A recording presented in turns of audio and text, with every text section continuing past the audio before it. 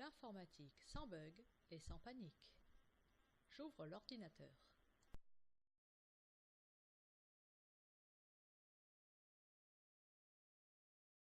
Aujourd'hui, nous allons étudier les composants techniques de l'ordinateur. Donc, l'ordinateur est composé de périphériques extérieurs, par exemple un écran, un clavier et une souris. La souris, il peut être intéressant de l'ouvrir. On y trouve ici, je l'ai déjà ouverte, la molette, les petits interrupteurs, petit clic droit, clic gauche, un petit circuit électronique pour gérer donc le petit laser qui va sortir ici et voir le déplacement de la souris. Et puis ici c'est tout simplement l'enrouleur de câble. Donc la souris c'est un élément assez simple. Donc voilà. Le plus intéressant se trouve dans le gros bloc ici qui s'appelle l'unité centrale. Donc avant d'ouvrir l'unité centrale, il faut bien faire attention de couper le courant. Voilà, il y a un interrupteur derrière, il faut bien couper pour ne pas prendre de décharge électrique.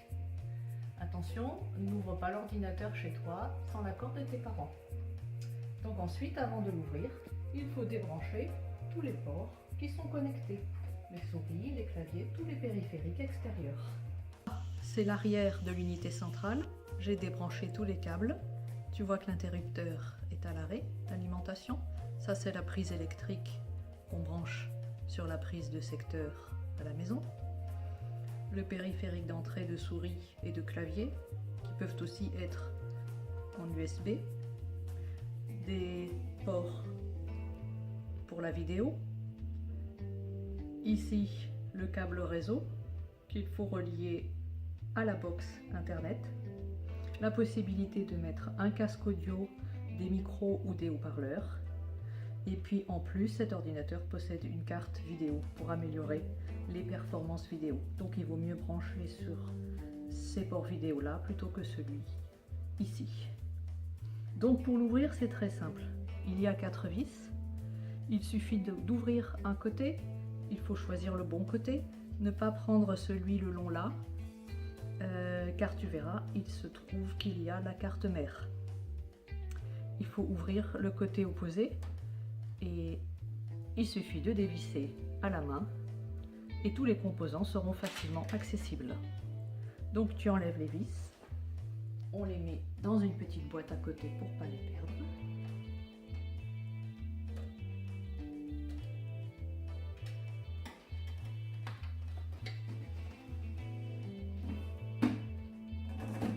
Donc comme ceci. Et on soulève le capot. Donc tu vois qu'on a ouvert le bon côté et on peut tout voir. Donc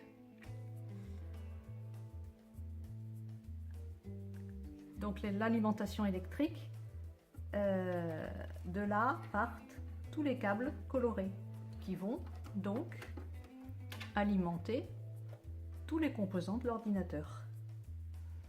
Donc on trouve un lecteur de DVD, on trouve plusieurs disques durs, j'en ai 2 gros et un petit ici, et on voit tous les ports de connexion ici, avec ma carte graphique là, et alors le grand carré bleu dans le fond, c'est le plus important, c'est la carte mère, là où se trouvent les composants électroniques, donc les plus importants.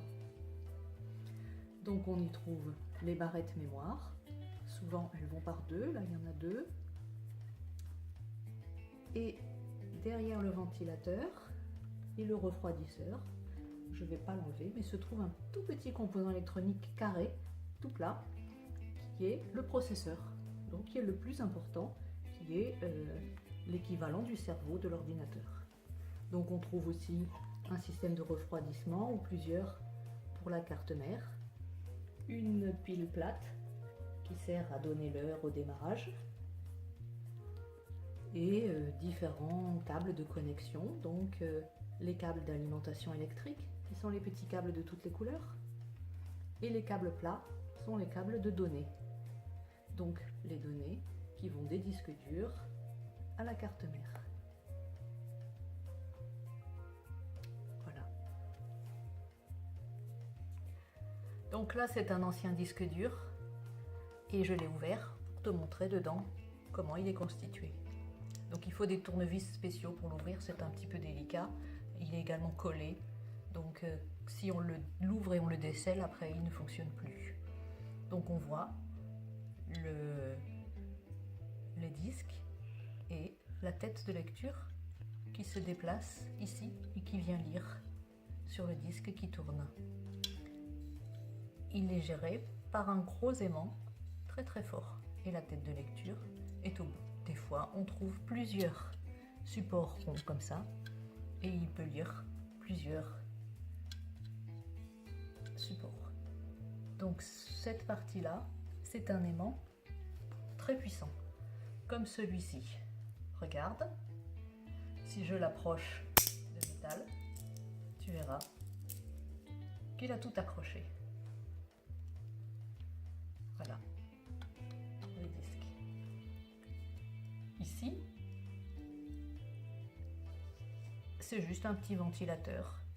Donc on peut le brancher si le nôtre ne fonctionne plus et protéger ainsi l'électronique pour ne pas qu'elle chauffe de trop. Voilà, c'est fini. Maintenant je peux fermer mon capot et rebrancher mon ordinateur.